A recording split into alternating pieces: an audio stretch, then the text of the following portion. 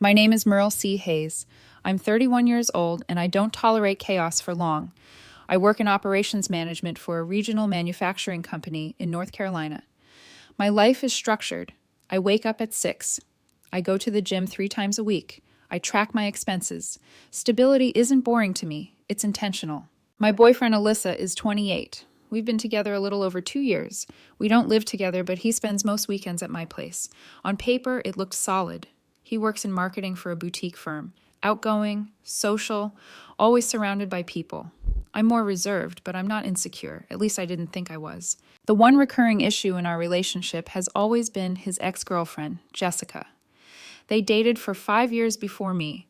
According to him, it was toxic, dramatic, exhausting. According to his Instagram memories, it was a highlight reel of vacations and inside jokes. Her name came up more than I liked. Not obsessively, just enough to notice. If we passed a certain bar downtown, he'd say, "Jessica loved this place." If a certain song came on, it reminded him of a trip they took. I addressed it early on, calmly. I told him I wasn't interested in competing with a ghost. He rolled his eyes and said I was being sensitive. He insisted they barely talked anymore, just occasional check-ins, closure stuff, mature adult things. I let it go because I don't micromanage people. But over the past few months, something felt off. He'd turn his phone slightly away when texting. He'd get this half smirk when a notification popped up and say it was just group chat drama. When I'd ask directly if he was still in contact with Jessica, he'd sigh dramatically and say, "Why are you so paranoid?" I'm not paranoid, I just pay attention. Last Friday, everything came to a head. We're both in a big group chat with friends from college, 47 people. It's chaotic. Memes, birthday plans, random debates. Alyssa's very active in it, loves the attention. Around 9:40 p.m., my phone buzzed with a new voice note from him. Nothing unusual. He sends them all the time. But this one was different. It wasn't meant for us. The voice note was 12 seconds long. At first, I assumed it was another rant about his boss or some dramatic recap of minor inconvenience. But the tone was different. Softer. Intimate. The kind of voice he never uses in a 47-person group chat. There was a second of shuffling. Then his voice, low, annoyed. "I'm not leaving my ex. Just deal with it. Jessica's not going anywhere. Merle will adjust." Then it cut off. Nothing happened in the chat for a second. Then the message showed as played by 5 people. Then 12. Then 20. Someone reacted with the confused emoji. Another typed, "Wait, what?" My heart didn't race. I didn't feel that cinematic punch people describe. It was more like a quiet confirmation of something I already suspected. He had clearly meant to send that to someone privately. Probably Jessica. Maybe a friend who knew the real situation. Either way, it wasn't meant for public consumption. But it was public now. Within a minute, typing bubbles stacked. People asking if that was meant for someone else. Someone joking that this was above their pay grade. One of his friends typed Alyssa and then deleted it. Too late. 47 people had already heard it. You can't unsend audio that fast. My phone started buzzing with direct messages. "You good? What was that? Is this a joke?" I didn't respond. Instead, I replayed the note once more. Not because I needed to, because I wanted to hear the tone clearly. There was no hesitation in his voice. No confusion, no sarcasm. It wasn't a misunderstanding. It was a statement. "Jessica's not going anywhere. Merle will adjust." Adjust to what, exactly? The chat went quiet for a few minutes. Then Alyssa typed, "OMG, that was taken out of context." No explanation. Just that. I watched the read receipts climb, and I realized something simple. I didn't need to argue. I just needed to act. I opened Instagram. Our relationship was public. He insisted on that. Anniversary posts, tag photos, captions about healthy love and growth. He liked presenting us as stable and aspirational. I navigated to my profile. Relationship status still set to in a relationship with Alyssa. For a second, I hovered. Not because I was unsure, because I wanted to be intentional. Then I changed it to single. Instagram pushes notifications to mutuals when relationship statuses update. Within 30 seconds, the group chat lit up again. Wait, did Merle just... Oh my God. Alyssa's typing bubble appeared immediately. Disappeared. Reappeared. He finally wrote, "Merle, what are you doing?" I replied once, publicly. Consider it handled. That was it. No insults. No accusations. Just that. The chat exploded. Screenshots. Question marks. People tagging each other. Someone wrote, "This is better than Netflix." Alyssa tried to regain control. Said I was being dramatic. That I misunderstood. that I was embarrassing him. Embarrassing him. 47 people had just heard him say he wasn't leaving his ex and that I would adjust. But I was the one embarrassing him. My phone rang. Alyssa. I declined. He called again. Declined. Then he texted, "Pick up right now." I didn't, because for the first time in 2 years, I wasn't adjusting. By the third missed call, he stopped trying to reach me privately and went back to the group chat. "Merle, stop. This is childish." Childish. I finally typed one more message, still calm. "You said you're not leaving your ex. I believe you." He immediately switched tactics. "That voice note wasn't about Jessica. It was about closure. You're twisting it." Someone in the chat replied, "Then who was it about?" No answer. Another friend wrote, "You literally said her name." The pressure wasn't coming from me. It was coming from the audience he accidentally involved. That's when he sent me a private message instead. "Please don't do this here," I responded privately. "You already did." There was a long pause before he replied.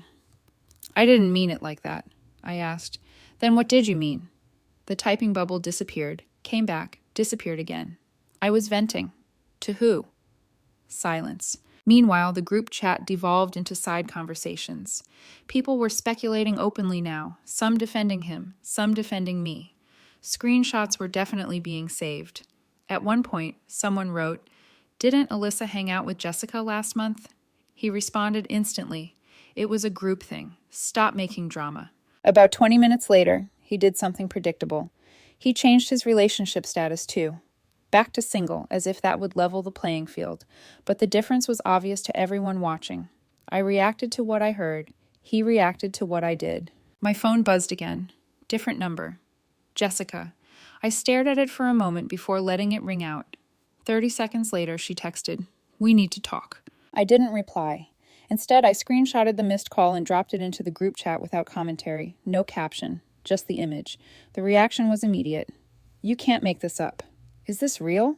Alyssa typed my name in all caps. "Delete that." He sent another private message. "Why are you trying to ruin my life?" That phrasing was interesting. Not, "Why are you hurt?" Not, "I'm sorry." "Why are you trying to ruin my life?" I finally responded directly. "You said you weren't leaving her. I'm just removing myself." A few minutes later, he left the group chat entirely. 47 members dropped to 46. Someone immediately wrote, "Well, that confirms it." Then Jessica did something even more reckless. She joined the group chat. Apparently, she had been added years ago and muted it. Her first message was short. "This got blown out of proportion." A friend replied, "Blown out of proportion how?" No answer. About an hour later, my phone buzzed again. This time it was Kara, his best friend. "He's freaking out," she said. "He didn't think you'd actually end it." Kara tried to defend him. She said it wasn't serious with Jessica. I asked her, "Then why say she's not going anywhere?" Kara hesitated. "Because she hasn't." Apparently, Alyssa and Jessica had been in what Kara called a gray area for months, not fully back together, not fully done. Alyssa liked the security of me, the familiarity of her. He thought he could manage both until he decided. Then my phone buzzed with a message from Alyssa I hadn't expected. "I'm outside your apartment." I stared at the message for a solid 10 seconds before replying. "Why?" The 3 dots appeared instantly. "Because this is insane. You're blowing this up for no reason." I walked to my window and looked down into the parking lot. His car was there, engine running, headlights on. Dramatic. I texted back, "You said you're not leaving her. What exactly are we fixing?" He replied, "That wasn't what I meant, and you know it." I answered, "No, I don't." The phone rang again. I let it ring once more before answering. The second I picked up, he didn't say hello. "Why would you humiliate me like that?" I kept my voice level. "You sent a voice note saying you're not leaving your ex. What did you expect me to do?" "You were supposed to call me, not change your status in front of everyone." "So I was supposed to protect you from the consequences of something you said publicly?" "It wasn't public. It was an accident." It was sent to 47 people. He softened. "Merle, you know I love you." I said, "Love doesn't require me to compete with someone you're not willing to leave." He tried again. "You're twisting it." I said, "Then untwist it." He finally admitted, "Jessica and I have history. That doesn't disappear." I answered, "History is fine. Ongoing loyalty is different." Then he said, "If you hadn't overreacted, we could have handled this quietly." Handled what quietly? He didn't answer. I told him I wasn't coming downstairs. If he wanted to talk tomorrow in daylight, we could. He asked if we were actually done. I didn't hesitate. Yes. A minute later, his headlights shut off. but the notifications didn't.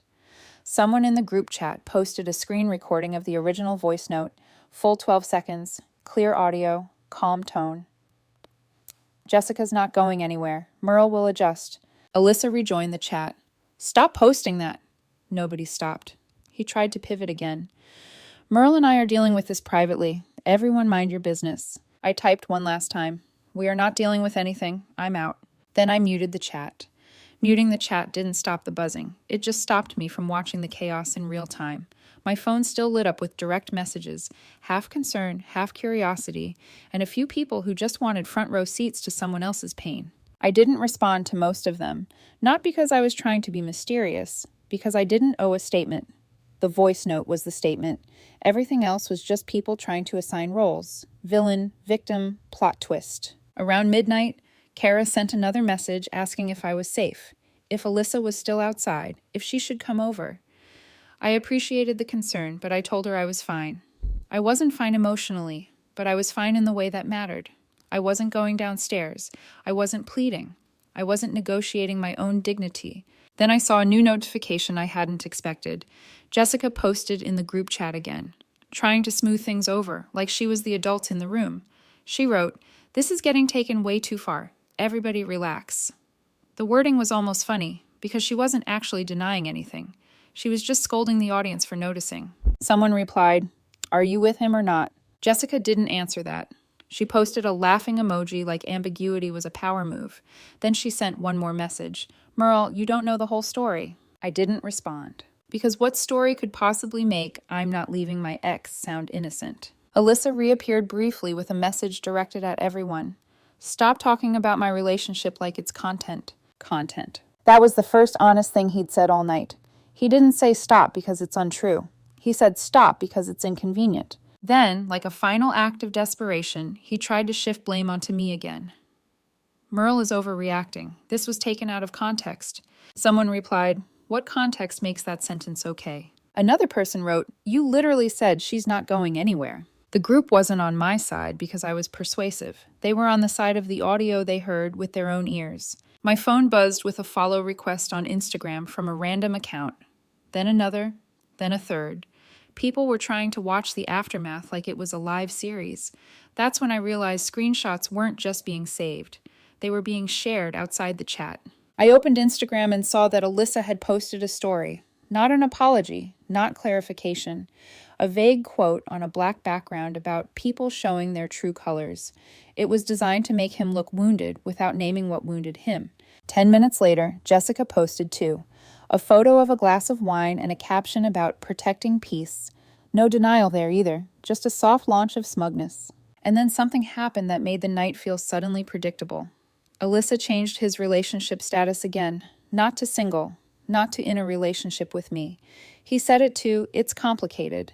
It's complicated. As if he could simply turn confusion into a brand and expect everyone to back away. I watched that and felt something settle in my chest. Not rage, not sadness, clarity. He wasn't trying to fix what he broke. He was trying to maintain access to both sides of his life without paying the cost of honesty. Around 1:30 a.m., I got one last voicemail from an unknown number. It was Alyssa, using someone else's phone. His voice sounded tired now, but still irritated. He said he didn't understand why I was being like this. He said he deserved a conversation. He said I was making him look bad. Making him look bad. I deleted the voicemail. The next morning, the group chat was quieter, but not calm. People were still adding details, asking questions, connecting dots. Someone pinned the screen recording again after it got buried. Someone else posted, "This is exactly why you don't play with two people's feelings." Then the optics shifted in a way Alyssa couldn't control. Jessica updated her relationship status. In a relationship. No name tagged. But the timing was too neat to be accidental. Within minutes, messages flooded in. People saying they guessed it. People asking if I'd seen it.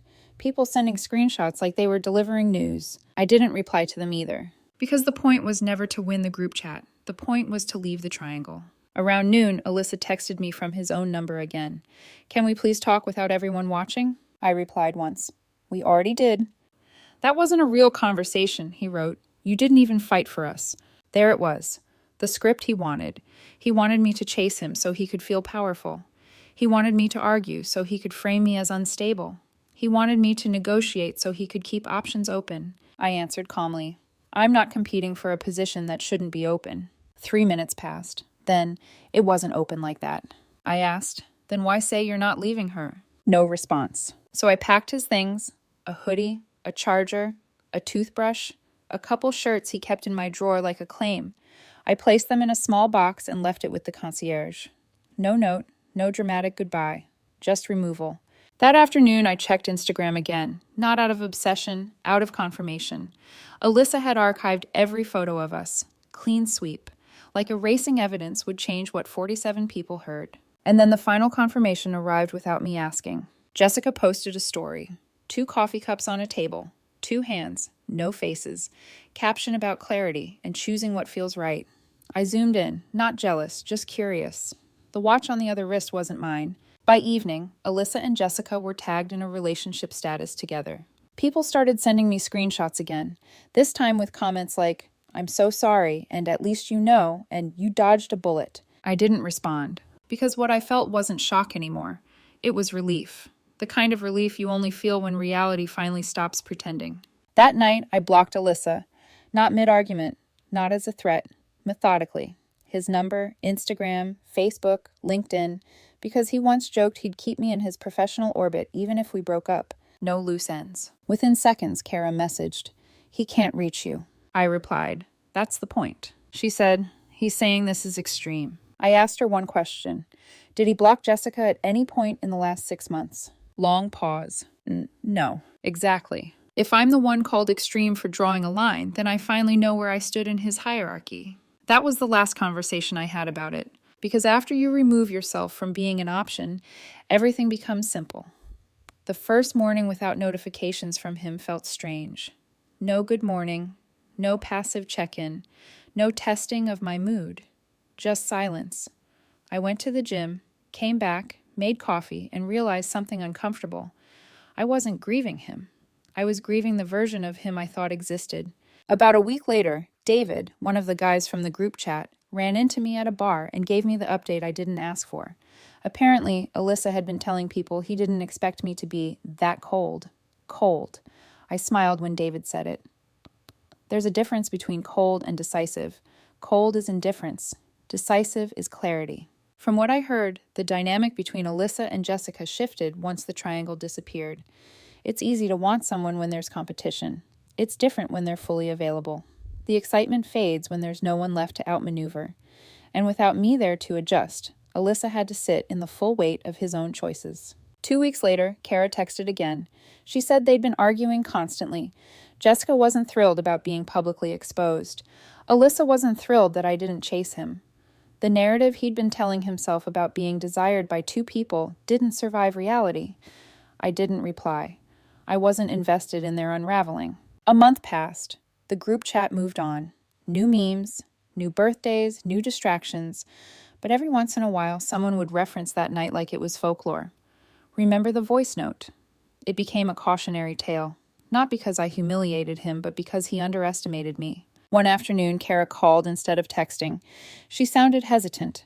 He thought you'd fight harder, she admitted. That line stayed with me. Not fight for us, fight harder. As if the value of the relationship was measured by how much I was willing to tolerate. I asked her one thing. Did he ever plan to leave Jessica? She hesitated just long enough to answer the question without answering it. I don't think he knew what he wanted. That was enough. I realized the word adjust wasn't about compromise. It was about endurance.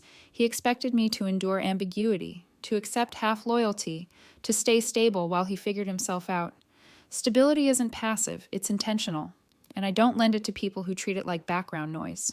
By the second month, I stopped thinking about them daily, not because I forgot, but because there was nothing left to analyze. The audio said what it said. The follow-up actions confirmed it, and I responded accordingly. People asked if I regretted acting so fast. I don't. If I had argued publicly, negotiated privately, begged emotionally, I would have validated the exact mindset that created the problem. The moment I changed my relationship status, I wasn't trying to hurt him. I was removing myself from a situation that had already been defined without my consent. One evening, I caught myself rereading the text thread from that night. Not out of longing, out of curiosity. I wanted to see if I'd missed something. I hadn't. The tone was confident. The statement was firm. There was no ambiguity in Jessica's not going anywhere. The only ambiguity had been in how long I was willing to stay. Blocking him wasn't anger. It was alignment.